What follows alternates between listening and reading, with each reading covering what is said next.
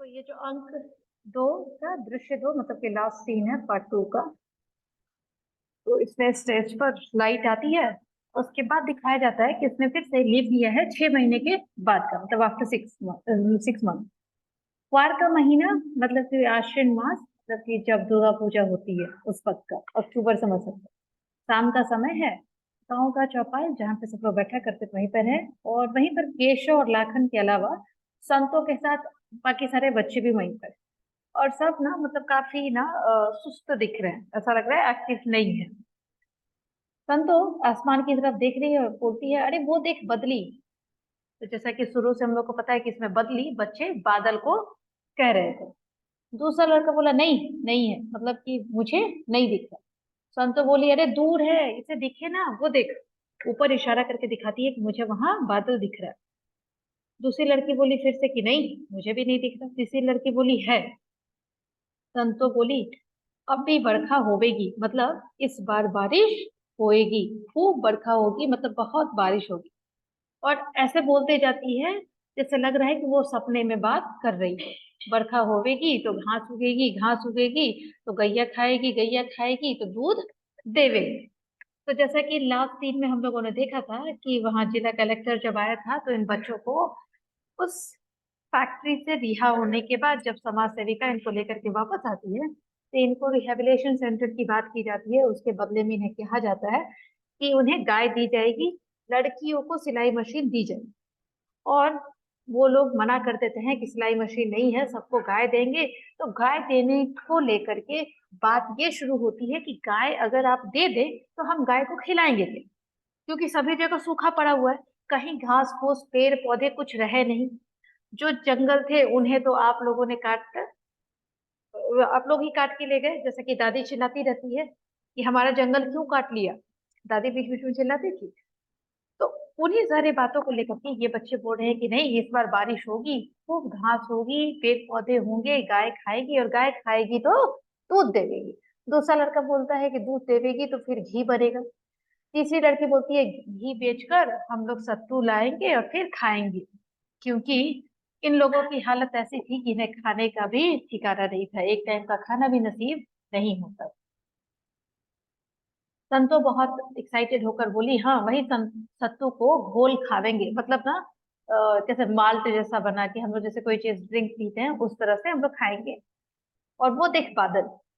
लाखन बोला, बदली नहीं, जादू का कालीन है, बतलाया था ना के सुन। और लाखन आते हुए बोलता है, अरे वो बदली नहीं है, बादल नहीं है, अरे वही तो जादू का कालीन है। कैसे केरसो बताता आया है अभी तक। दूसरा लड़का थोड़ा सा डरा हुआ था, बोलता है, अरे बड़ राक्षस बैठा है उस पे। दूसरा लड़का बोला कि नहीं नहीं, उसी पर तो बड़ा सा राक्षस बैठा रहता है। लाखन बोला, ना रे, ये तो है। संतो बोलती बोलती है, कह रहे देखो केशव आ गया। आ केशव, नीचे आ। सब मिलकर नीचे आ जाते हैं। लाखन बोलता है, ऐसे नहीं, मंत्र बोलना होगा। जैसे वो मैजिशियन को देखा ना, जादू दिखाते हुए कुछ कुछ बोलता होता है, अकरम बकरम कुछ भी बोलते। तो ये बच्चे भी उसी को कॉपी करने की कोशिश कर रहे थे और बोलते हैं, 1 2 3 रुकम रुको, 2 3 2 1 उतरम उतरो, 1 2 3 पकड़ लिए। बोलो सब मिलकर। जैसे होता है ना कि बच्चे एक साथ जहाँ पे होते हैं तो खेलने की कोशिश करते हैं, तो किसी ना किसी चीज से ये अपना मन बहला रहे। सब मिलकर फिर से बोलना शुरू करते हैं, 1 2 3 रुकम रुको, 3 2 1 उतरम उतरो, 1 2 3 पकड़ लिए। लाखन जंप करके आता है, कूद आया, बोलता है, आ गया, आया गांव सरसता। संतो बोली, बोल कहाँ से आया? लाखन बोला, चंपा द्वीप से। दूसरी लड़की बोली, तो लाया क्या? तो मोती लाया कि फूल? लाखन बोलता है कि राजकुमारी को पकड़ ले गया बड़ राक्षस। जैसा कि फर्स्ट पार्ट पे था, पार्ट 1 में दृश्य 1 में था कि चंपा द्वीप की राजकुमारी मोती लेगी, रोएगी तो मोती झरेंगे। उसी चीज को ये फिर से बोलता है कि राजकुमारी को तो बड़ा राक्षस पकड़ के ले गया। बच्चे डरकर पूछते हैं, अरे राक्षस कहाँ से? लाखन बोला, मैं तो उसे गांव गांव बाकी सारे गांव में भी ढूंढ रहा हूँ। संतो बोली, कौन गांव में? लाखन बोला, गांव उटारी। दूसरा लड़का बोला, और? लाखन बोला, गांव छिछोड़ी। तीसरी लड़की बोली, और? फिर लाखन ने बोला, गांव बनखेटा। दूसरी लड़की बोली, और? लाखन बोला, बनखेटा में मिला राक्षस, जंगल में छुपा था, झाड़ी के पीछे राजकुमारी बुने थी काली। तो ये बच्चे शुरू से ही सपनों की दुनिया में एक जादू का कालीन था, पर रहती थी राजकुमारी, बैठ के जादू का कालीन बुनती थी और मोती लेकर आती थी। तब तो बोला कि जादू का कालीन। लाखन बोला हाँ वही, राजकुमारी रोवे और बुने, मतलब राजकुमारी रोती थी और कालीन बुनती चली जाती, बुनती थी रोती थी। राक्षस आवे मोती बटोरे और हो जावे उड़न, और उधर राक्षस आते थे और वही मोती लेकर भाग जाते थे। तीसरी लड़की बोली कालीन पे। राखा बोला ना, कालीन बना कहाँ था, राक्षस जावे शहर खाना खाने, इतना खावे फिर भी कहे खाऊं खाऊं खाऊं, इसको खाऊं उसको खाऊं तुझको खाऊं सबको खाऊं। मतलब इन बच्चों ने उस फैक्ट्री में जो देखा था उसे ही ये कंपेयर कर, कि हम सबको इसने सपने दिखाए कि एक जादू का कालीन है जहां तुम जाओगे तो तुम्हें सब कुछ अच्छा अच्छा मिलेगा, रहने को, खाने को, पढ़ने को, लिखने को। लेकिन ये सब तो राक्षस थे, राक्षस। हमें ले जाकर हमें उस कालीन में नहीं बल्कि उन राक्षसों के बीच में बिठा दिया और हम रोते थे। जिन मोतियों के सपने उसने दिखाए वो मोती नहीं, हमारे लिए सजा की सजा। दूसरा लड़का बोला तो फिर क्या हुआ। लाखन बोला मैं छुपा रहा महुआ के पीछे, राक्षस जावे तो बाहर निकल आऊं, मुझे देख राजकुमारी हंसे और सिंघाड़े गिरने लगे।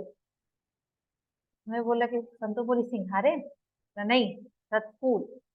मतलब वो वाला दुर्गा पूजा के टाइम इधर तो सब जगह ना ये इस समय हमारे यहाँ वो पेड़ लगा होता है जिस पर वो व्हाइट कलर के छोटे छोटे फूल होते हैं और ऑरेंज कलर का उसका वो पेटल, हाँ होता है वही, उसे सिंघारे का, उसको हर सिंगार बोला जाता है, लोग सिंघारे सिंघारे भी बोलते हैं, वही बोल। लाखन बोला ना सिंघार, ये बड़े बड़े सिंघारे मैं खाऊं, जमा करूं खाऊं, अब भी है ढेरों। सब बच्चे बोले तो दे दे, बहुत सारे हैं तो हमें भी दे दे। लाखा बोला दूंगा दूंगा, कहानी पूरी होने दो। एक दिन कालीन खत्म होने को आया, राजकुमारी खूब रोई, राक्षस मोती बटोर बटोर थक गया, भागा शहर, खूब खाया, खा खा के हुआ बेहाल, पेट फूला सांस फूली हाथ पांव फूले। मतलब देखो इसको कैसे कोरिलेट बच्चे अपनी स्टाइल में अपने आप को एंटरटेन करने के लिए एक स्टोरी बना रहा है। शहर गए, शहर से भागा, खूब खाया, मतलब ये बच्चे जब अंदर थे, जब ये समाज सेविका और ये लोग आने लगे जब ऑडिटिंग के लिए, इंस्पेक्शन के लिए, ये बच्चे छिपकर भाग गए थे, वो सब खुद भाग रहे थे। लेकिन क्या हुआ, हाथ पांव फूले और पकड़े गए। दूसरी लड़की बोली तो मर गया राक्षस। लाखा बोला ना, ऐसे ना मरा करे राक्षस, बस तेज न चल पावे था, हाँफते हाँफते लौटा राजकुमारी के पास, इत्ते में। मतलब जब इन लोगों को लाखन की आवाज सुनाई दी थी तो समाज सेविका लोग दौड़ी थी उसे बचाने के लिए, छुड़ाने के लिए, और ये लोग पीछे से दौड़ते रह गए थे। बस उसी को ये बच्चे कोरिलेट कर रहे हैं। संतो और तीसरी लड़की बोली, ताली बजाने लगी और बोली हाँ कालीन पूरा हो गया क्योंकि ये सारे बच्चे छूट गए। लाखन बोला हाँ, मैंने पकड़ा राजकुमारी को और ऊपर चढ़ा लिया, मंत्र बोलूं कि राक्षस लौट आए। दूसरा बोला हटाया। लाखन बोला अरे पकड़ लिया कालीन का कोला, बाप रे जैसे भैंसे ने दाब रखा हो। मतलब ये बच्चे बोलते हैं कि उन लोगों ने हमें दबाने की बहुत कोशिश की, ऐसे पकड़े रहा जैसे वो कभी छोड़े ना, जैसे कोई भैंसे की ताकत हो उनके अंदर। दूसरी लड़की बोली तो फिर क्या हुआ। लाखन बोला मैंने सिंघारा निकाला जेब से, फेंक दिया उसकी तरफ, हप, बिना हाथ छोड़े गटक गया राक्षस। राजकुमारी बोली एक सिंघारा मैं फेंकू, एक सिंघारा तू, राक्षस खा। मतलब वो राजकुमारी कौन थी, राजकुमारी वो समाज सेविका थी जो इन्हें छुड़ाने आई थी। तो बच्चों का था कि हम और वो राजकुमारी कैसे भी अपने आप को वहां से बचाकर छुड़ाकर निकल भागे उन राक्षसों के चंगुल से। बाकी बच्चे दोनों हाथ से। लाखन बोला एक दो तीन उठम उठू, बाकी बच्चे राक्षस खावे हफ हफ हफ। लाखन बोला तीन दो एक बरन बरू, बच्चे बोलते हफ हफ हफ। और ये बच्चे हंसते गाते बता देते हैं। लाखन बोला मैं उड़ा ले गया राजकुमारी को, पहुंचाया चंपा द्वीप। लाखन बोलिया कि मैं उड़ा कर लेकर राजकुमारी को भाग आया, पहुंच गया चंपा द्वीप, कहाँ, अपने गेव, अपने गांव। दूसरा लड़का बोला और सिंघारे निबट लिए। लाखन बोला यो रे हाथ आगे कर, तू भी ले तू भी ले तू भी ले। और सब बच्चे खाने का नाटक करते हैं कि हमें मिल गया और हम खा रहे, कैसे छोटे बच्चे एक्टिंग करते हैं, हाँ मिला खा लिया ऐसा कर। दूसरा लड़का बोला नहीं मुझे सच्ची का चाहिए। दूसरी लड़की बोली हाँ रे मुझे भी सच्ची का खाना है, मुझे भी भूख लगी है। तीसरी लड़की बोली मुझे नहीं खेलना, जो भूख लगी है। संतोष बोलती है अरे एक भी नहीं है यार। लाखन बोला अरे आओ इधर, बात सुनो राज की, चढ़ जाओ कालीन पे मंत्र पढ़ो। सब बच्चे फिर से 1 2 3 उठा मुठो, 3 2 1 उतरा मुतरो, 1 2 3 उड़न छू। मतलब हम लोग चढ़ गए और हम लोग फिर से जा रहे। लाखन बोला चलो जंगल के किनारे चलते हैं। और बच्चे सब ना उड़ने की एक्टिंग करना शुरू करते हैं, चलो हम लोग उड़ने जा रहे हैं।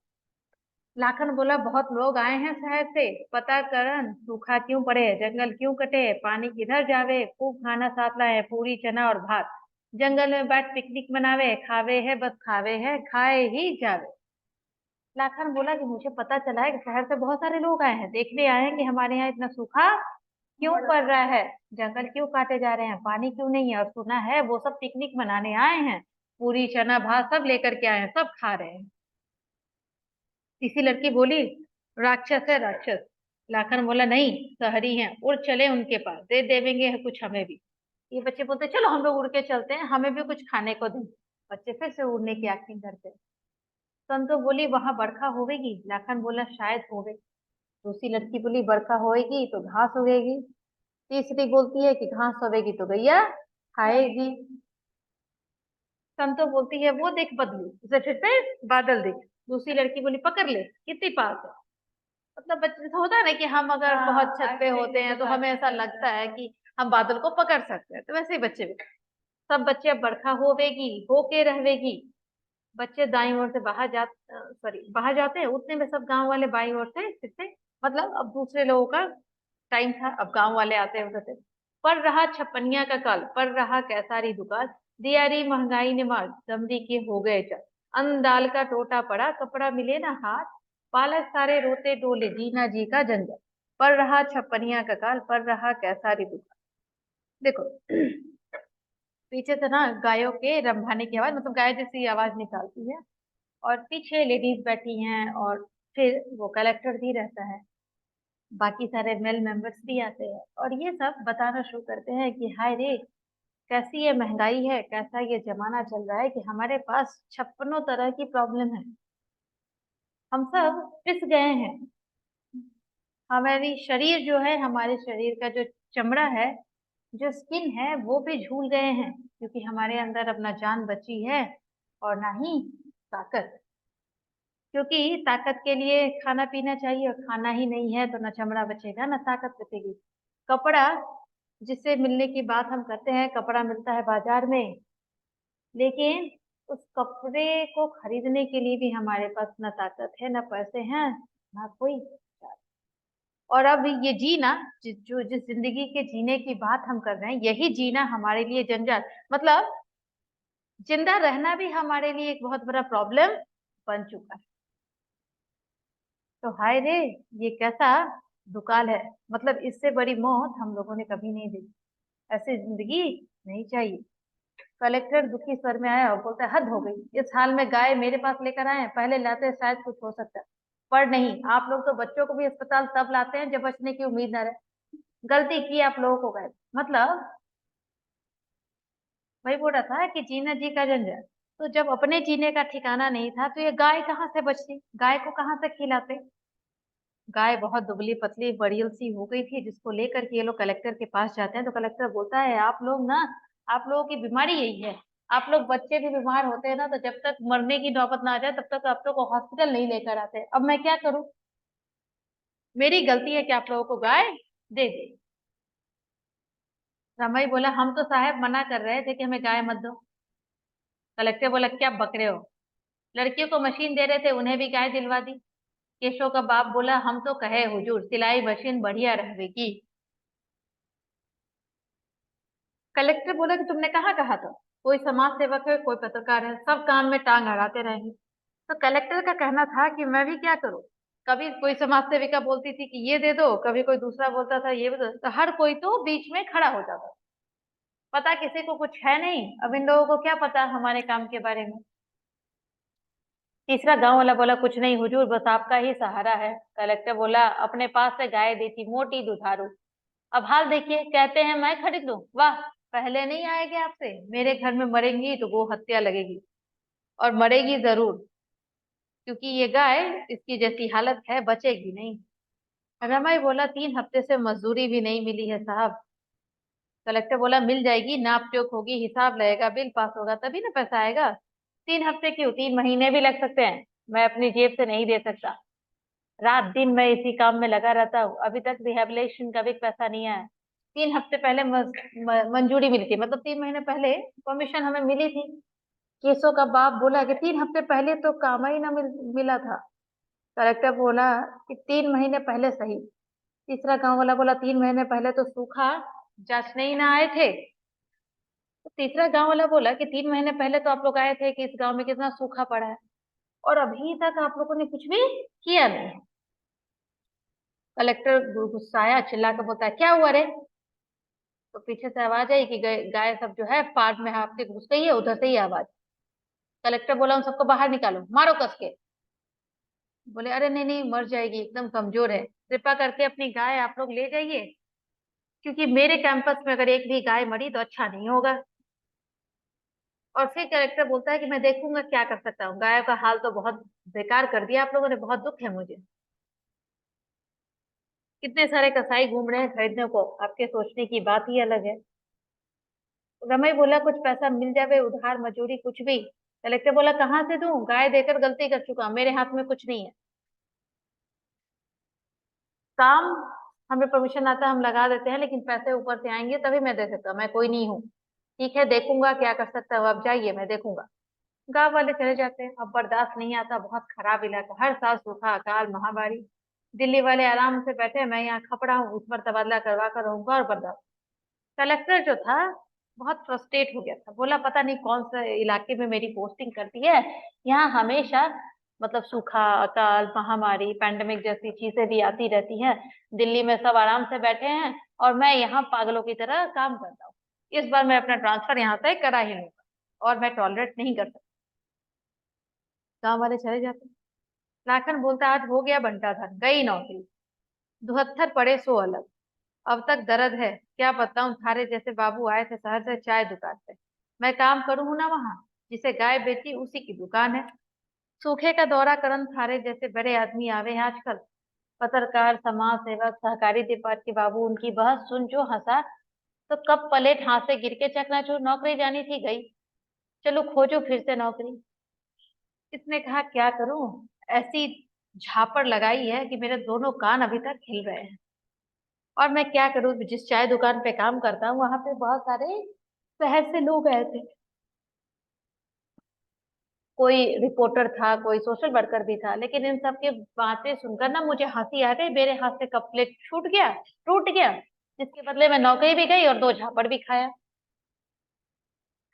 फिर उसने कहा एक बात बताओ, तालाब भी थे वहां जंगल किनारे, खावो थे तो बस खाए जाओ थे, हमें देख मुंह लाल कर लिया, पर दिया ना एक कौड़, इतना गुस्सा आया क्या बताओ। बेच दिया रेडियो अपना, गैया बेच खरीदा था, खिला दिया सत्तू सबको, जादू का कालीन काम ना आया, रेडियो आ गया, पर आपसे क्यों कहूँ, मुझे कौन आपके शहर जा। उसने कहा कि देखो भाई, मुझे भी गुस्सा बहुत आता है। मैं जब उधर गया जंगल में तो सब पिकनिक मना रहे हैं, सब खाए जा रहे हैं, किसी ने हमसे नहीं पूछा कि एक बार भी कि तुम्हें भी दूं। तो मैंने एक रेडियो खरीदी थी गैया बेच के।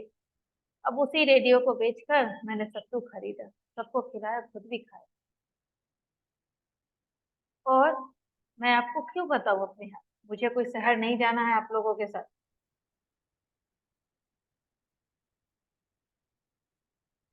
फिर सोचता है कि मुझे ऐसा लगता है कि चला जाऊं शहर, नौकरी करनी है वहीं कर लूंगा। यो कौन मेरा अपना गांव है, भाग चल ला कर, नहीं तो तू भी जादू का कालीन पकड़े बैठा रहेगा। 1 2 3 उठम। और वो बच्चे लोग बोलते हैं कि लाखन उठ और चल जा, इस जादू की कालीन से कुछ होने वाला नहीं है, हम बस 1 2 3 ही करते रह जाएंगे। माई बोलती है बेच आया, रामाई आंटी से रुपए निकाल कर उसे थमा देता है। रमई बैठ करके बेच करके आया था गाय को। कलेक्टर तो 1000 की बताया था, सत्तू न लेते आया। रमई हाथ से न कर दब। उसने बोला कि रमई कलेक्टर को नहीं भेजा। माई दोनों हाथ से कान छूती है और केशव का बाप तब तक आता है। केशव का बाप बोला, ले तू यहाँ बैठा है, वो आ गए। रमई बोला, कौन? माई बोली कि दूसरे का था। केशव का बाप बोला, तुम्हें ना करनी हो तो कहो, मैं दूसरी लड़की दिखाऊं? रमई, करनी क्यों नहीं, शहर तो जाना है। मतलब केशव का बाप भी एक कॉन्ट्रैक्टर था ना, जैसा पिकनिक में हम लोगों ने किया था। रमई का बाप ये बोलता है, इस लड़की या लड़की नहीं जाएगी तो मैं कोई दूसरी दिखाऊं क्या? केशव का बाप बोला, पानी पत्ते का इंतजाम किया, क्यों कल गैया ना बेची? ला 10 का पत्ता दे। माई से 10 का नोट लेकर आंटी में घुसे बाहर जाता है। माई अंदर आती है, संतों को लाकर चबूतरे बिठा। बाई तरफ से केशव का बाप, लड़के का बाप और छोटे लड़के को लेकर आया। दोनों पगड़ी बांधे, रमई हाथ जोड़कर अदब से उन्हें बिठलाता है। लड़के का बाप संतों को घूर कर बोलता है, एकदम मरगिल्ली लड़की है, बीमार शीमार है क्या? मतलब बहुत ही लीन थी, दुबली, खाना ही नहीं मिलता था उन्हें। माई बोली, नहीं जी बिल्कुल नहीं, 3 कोस से जलावन लावे है। रमई बोली, दुबली पतली भले है पर काम की पक्की है। केशव का बाप बोला, खुराक कम है, फायदा रहेगा, खर्चा कुछ ना है लड़की का। लड़के का बाप, दिखे तो यूं है, आज ब्याह हो कल मरे, घाटे का सौदा ना करा देना। मतलब ये लोग शादी के लिए उसे दिखा रहे थे। मतलब ऐसा था पहले के टाइम में कि लोगों को लगता था कि लड़की हुई है, उसे शादी कर दो, अपने सर का बोझ अलग कर। उन्हें लगता था कि लड़की को रखना, खिलाना पिलाना भी एक बोझ है। केशव का बाप बोला, ना रे ना महतो, लड़की करक जान है। रमई बोला कि ट्रेन लड़की है महतो, 100 रुपया पेशगी दे के ले गए थे कालीन वाले, महीने की तनख्वाह और खाना कपड़ा अलग। तो सोशल हरामजादे बीच में आ गए, नहीं तो 1000 2000 कमा लेते अब तक। मैंने उसके बाप ने ही गाली देना शुरू किया कि ये सोशल वर्कर ही बीच में आ गई, वरना अभी तक तो 1000 2000 इनकी बेटी कमा ली हो। माई बोली कि हम तो अब भी ब्याहना भी ना चाहे, वो इसकी दादी नहीं मानती। मतलब माई बोली कि हम तो इसकी शादी अभी भी नहीं करना चाहते, इसकी दादी बोल। केशव का बाप बोला, लड़का होता तो सास शहर ले जाते, मेरा चला गया ना, काम पा गया तो हमें बुलावा भेजा। इसकी दादी बोली, लड़की की जात ब्याह के जाओ, मुझ पे ना संभलेगी क्यों हो। केशव का बाप बोला, दादी बोलती है कि हम लोग तो सब शहर चले जाएंगे काम के लिए, तो ये लड़की मैं कैसे संभाल लूंगी, इसलिए इसकी शादी। माई बोली, हाँ जी, उसने कही तो माननी पड़ी। केशव का बाप बोला, काम की पक्की है, खेत पर कराओ, खड्डी पर बिछलाओ। लड़की का बोला, हम गाय भैंस वाले हैं, हमारे यहाँ बहुएं खड्डी पर ना बैठती। रमई बोला, हमारी गाय भैंसों का साना पानी भी यही करा करे थी, इधर सूखा पड़ा तो कलेक्टर के फार्म पर छोड़नी पड़ी। केशव का बाप बोला, तो बोलो माँ, तो बात पक्की। लड़के का बाप बोला, लड़की हल्की है, पर चलो खाने पीने को पावेगी तो चंगी हो जाओगी। संतो अचानक बोलती, माई भूख लगी। माई गुस्से में बोली, चुप। रमई छोटे लड़के की तरफ इशारा करके कि वो लड़का है। लड़के का बाप बोला, ना ये तो छोड़ा है लड़की का, माई गुजर गई इसकी तभी ना, दूसरी चाहिए। संतो की माई बोली, उम्र क्या है लड़के की? केशव का बाप बोला, लड़की की उम्र ना पूछी जाए भौजी, आप बोलो मत। लड़के का बाप बोला, खर्चा काफी पड़ेगा, लड़की मरियल थी। मतलब जो शादी करने के लिए आया था, उस लड़के के बाप को लग रहा था कि इस लड़की में बहुत खर्चा पानी करना पड़ेगा। केशव का बाप बोला, लड़का भी दहेजू है, तुम्हारा दाम लगाओ, सस्ते में करा दूंगा। मतलब पहले शादी भी जो होती थी ना, जिस तरह सामान खरीदी जाती है ना, उसी तरह लड़के की भी मतलब वैल्यू लगाई जाती थी, इतने पैसे का तुम्हारा लड़का है। लड़के का बाप बोला, क्यों भाई, पसंद है? लड़का हाथ पकाया था, उसे देखता, फिर वह और संत दोनों हंस पड़ते हैं। ये क्या बत्तीसी दिखाने वाली लड़की हमें न चाहिए। लड़के का बाप बोला, हमें ऐसी लड़की नहीं चाहिए, हंसती रहती है। यशो का बाप बोला, अरे हंसी ठिठोली तो बाप के घर होती है, मैं तो ब्याह होने पर कौन लड़की हंसे, पैसे बोलो आप। लड़के का बाप बोला कि 400। तभी 2 लड़कियां भागती हुई आती है और उनके पीछे छुप। दूसरी लड़की बोली, वो आ गया। रमई, कौन रे, कौन आ गया? तीसरी लड़की बोली, वो राक्षस। और बोला, कौन राक्षस? दूसरी लड़की बोली, अरे वही सुपरवाइजर। तभी सामने से सुपरवाइजर आता है। रमई बोलता है, आए बाबू साहब, आए हो भाग, काम कैसा चले? इस बार अकेले आए हैं? मतलब इस बार आप अकेले आए हैं? हाँ। एक सुपरवाइजर बोला, हाँ, एक गांव में ही एक आदमी जा सकता है, काम बहुत बढ़ गया, जिधर देखो उधर सूखा। केशव का बाप बोला, ब्याह कर आए हैं। सुपरवाइजर बोला, एक कि अपना? केशव का बोला, ना, लड़के का। सुपरवाइजर बोला इसकी इस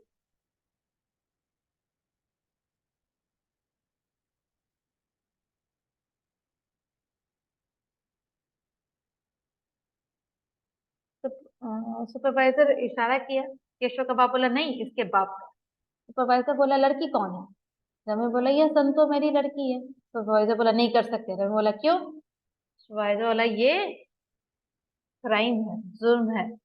18 साल से कम की लड़की की शादी आप मतलब इलीगल है, आप नहीं कर सकते, पुलिस पकड़ ले जाएगी। रमेश बोला तो आप ले जाओ मत तो, हड्डी पर काम करेगी, अब की बेर नहीं भागेगी, राम का। लाखम बोला नहीं हो सकता। सुपरवाइजर बोला क्यों बे? लाखन बोला 14 बरस से कम के बच्चों से खट्टी पर काम कराना भी क्राइम है, पुलिस पकड़ ले जाएगी। सुपरवाइजर बोला ठीक है, हम दूसरे गांव से ले लेंगे।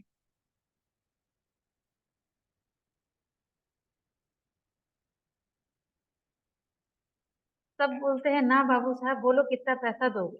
मतलब पूरे गांव वाले ही सुपरवाइजर को घेर के खड़े रहते हैं कि हमारे बच्चों को लेकर जाओ। सुपरवाइजर बोला बस यही लड़की है, बाकी बच्चे क्या हुए, मर गए?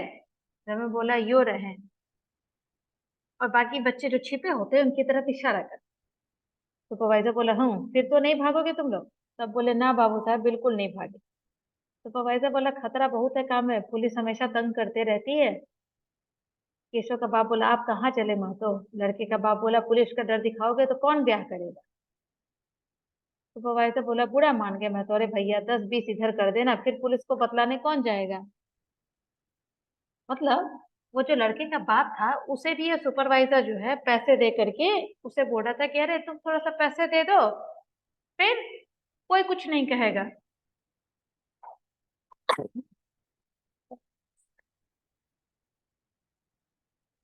रमाई केशव की मौत तीसरा गांव है। लड़कियों को पकड़कर लाइन में खड़ा करते हैं। सुपरवाइजर लड़के का बाप घूम घूम कर लड़कियों का इंस्पेक्शन करता है, देखता है।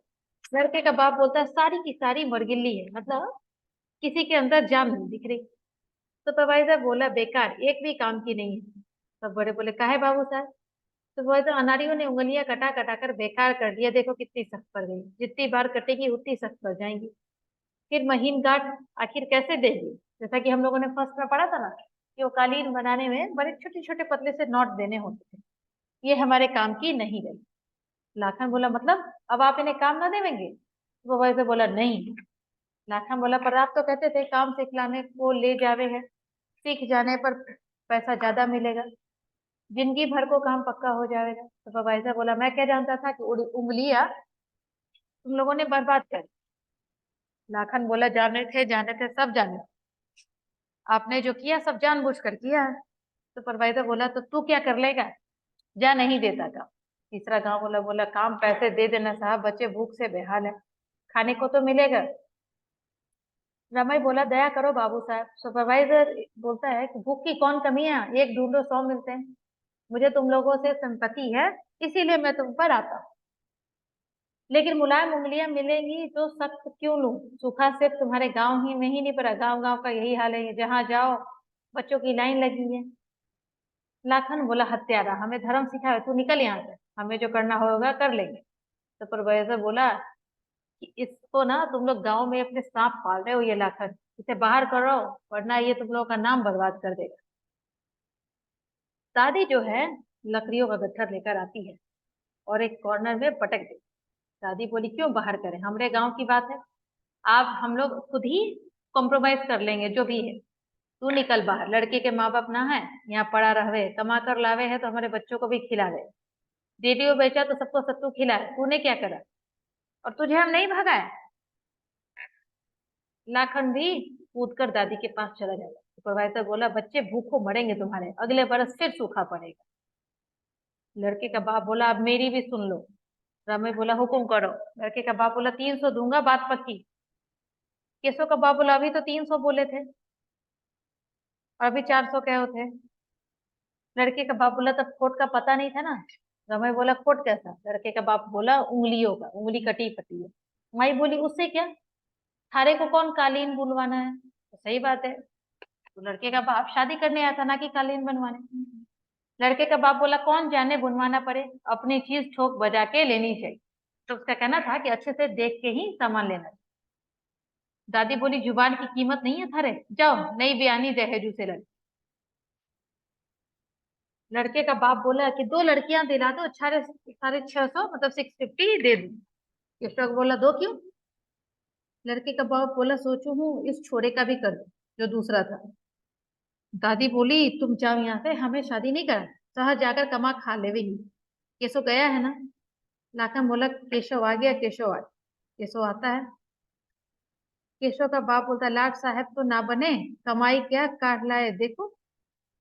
केशव की माँ बोली कमाई करना गया था, पढ़ाई करने गया था, इसकी स्कूल की छुट्टी हो गई। केशव बोला ना। केशव की माँ बोली कब? केशव बोला पास नहीं हुआ। केशव की माँ बोली काहे? केशव का बाप बोला कि मन लगाकर नहीं पढ़ता था क्या, रात में सिनेमा देखता था? केशव बोला नहीं, रात में स्कूल जाऊं था, बड़े सख्त टीचर थे, काफी स्ट्रिक्ट थे। केशव के बाद दिन में?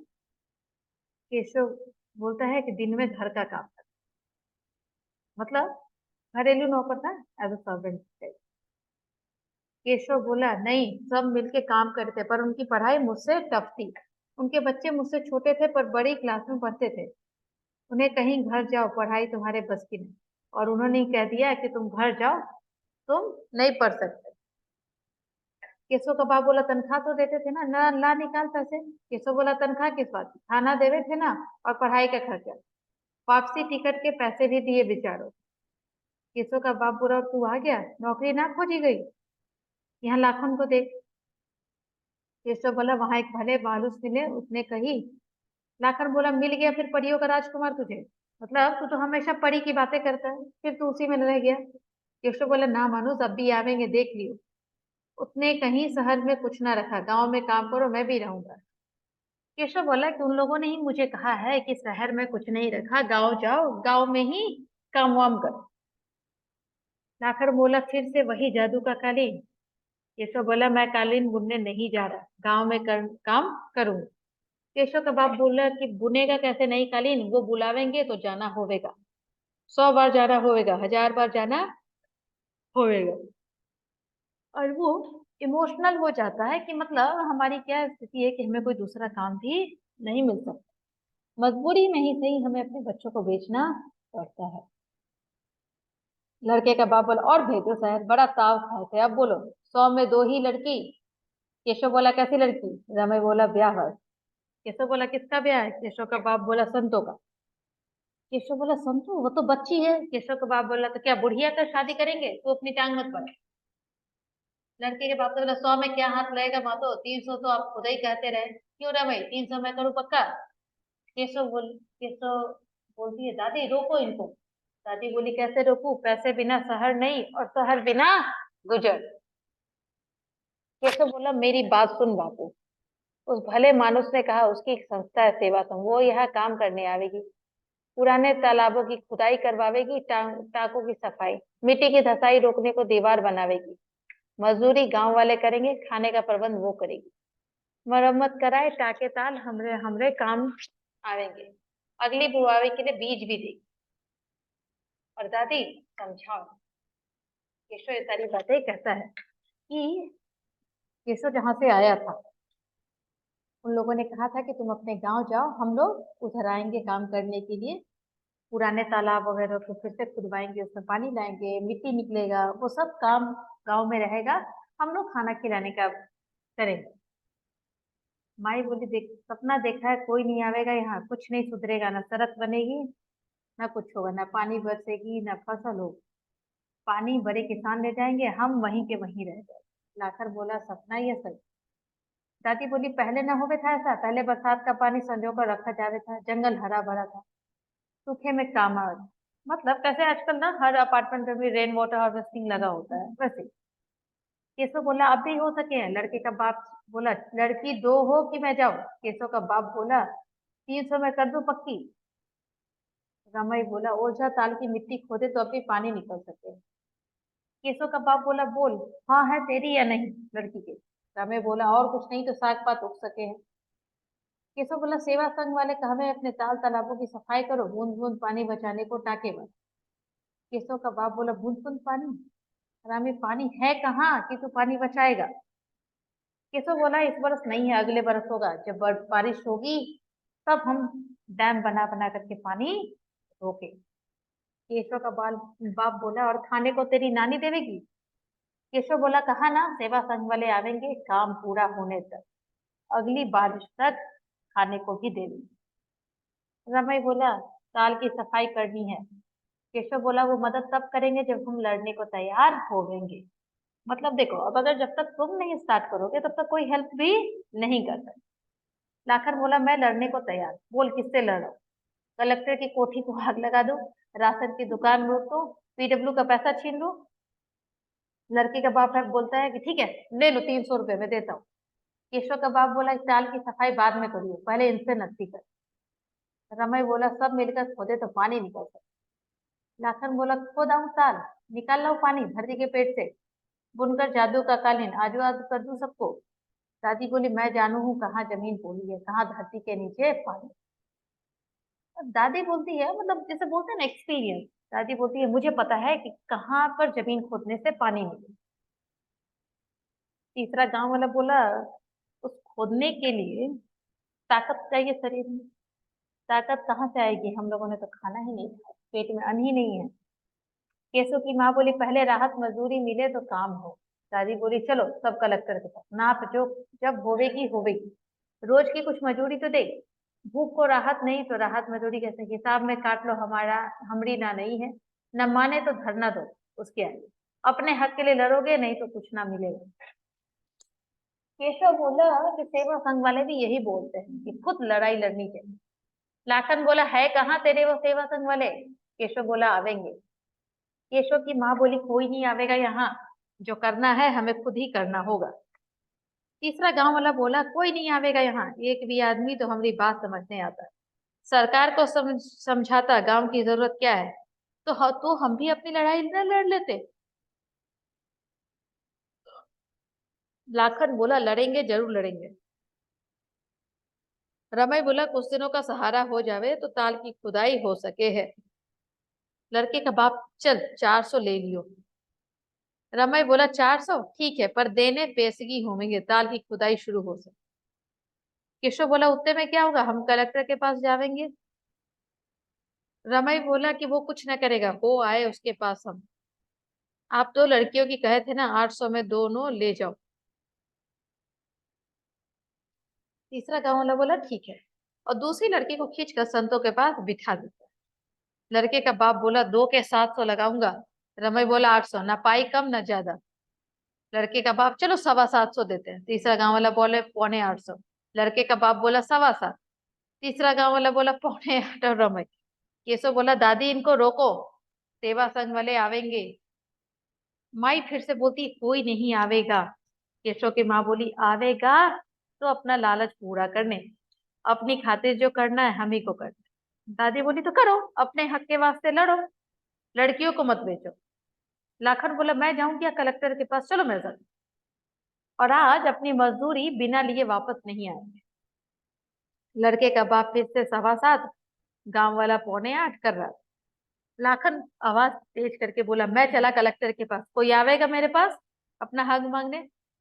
लड़के का बाप तक होता है 725 से ज्यादा मैं एक पैसा नहीं दूंगा। तीसरा गांव वाला बोला 7.25 से पाई कम, मतलब 775, 7.25 का। दादी बोली रमई टेपू आदम सिंह कोई जाओ लड़के के साथ।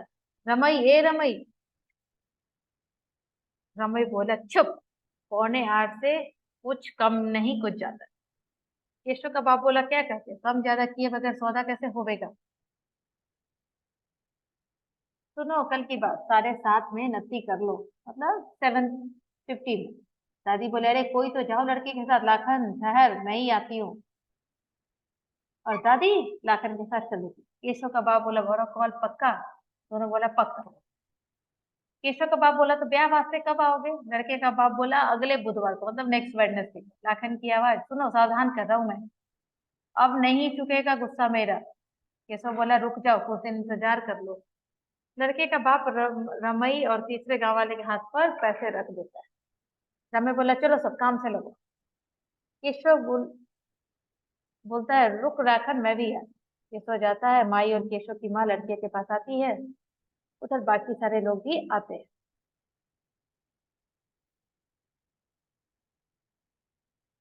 औरतें संभल संभल कर पग धरियोरी बहना देश बेगाने जाना होगा, गीत गाती रहती। संतो दूसरी लड़की से बोलती, कुछ ना होवेगा, हम जादू के कैलून पर बैठ उड़न छू हो जा। औरतें बोली, ना बाबुल ना भाई लाडला, किसको रोए सुनाना होगा, एक जान पर दुख हजारों, सबको रोए बहाना होगा। दूसरी लड़की बोली, अरे लाखन गया है ना बुनने को, बस तैयार होने को है। संतो बोली, आता होगा जरा देर में, और वो बताता किसी को नहीं है। औरतें फिर से सौ नुहरे सौ झिटकी खाकर फिर भी रीत संवाना होगा, मतलब गीत जैसे शादी की गीतें होती है गिरती। संतो एक दूसरे का हाथ पकड़े रखकर, याद है ना मंत्र, दोनों लड़कियां फुसफुसा कर बोलती हैं, एक दो तीन उठम उठो, तीन दो एक बरन भरू, एक दो तीन उड़न छू। और यही कहते कहते पर्दा गिर जाता है और वही सीन खत्म। तो मतलब इसमें था कि बच्चे किस तरह से अपनी ना एक अलग ही दुनिया बना लेते हैं इस चीजों को देख। तो आज भी ये समाज की ना सच्चाई है, आज भी कैसे ऐसे जगह है जहाँ पर खाना और बारिश पर ही लोग टोटली डिपेंड है। अगर बारिश नहीं होती तो खाना और पानी कुछ नहीं मिलता। लोग को न जाने कितने कितने दिनों तक भूखे रहना पड़ता है। तो अभी भी हम सबको जरूरत है कि पानी की वैल्यू करें, पेड़ पौधे की वैल्यू करें। हम लोग सिर्फ काटते जाते हैं पेड़ों को, लेकिन कोई भी लगाने की कोशिश नहीं करता।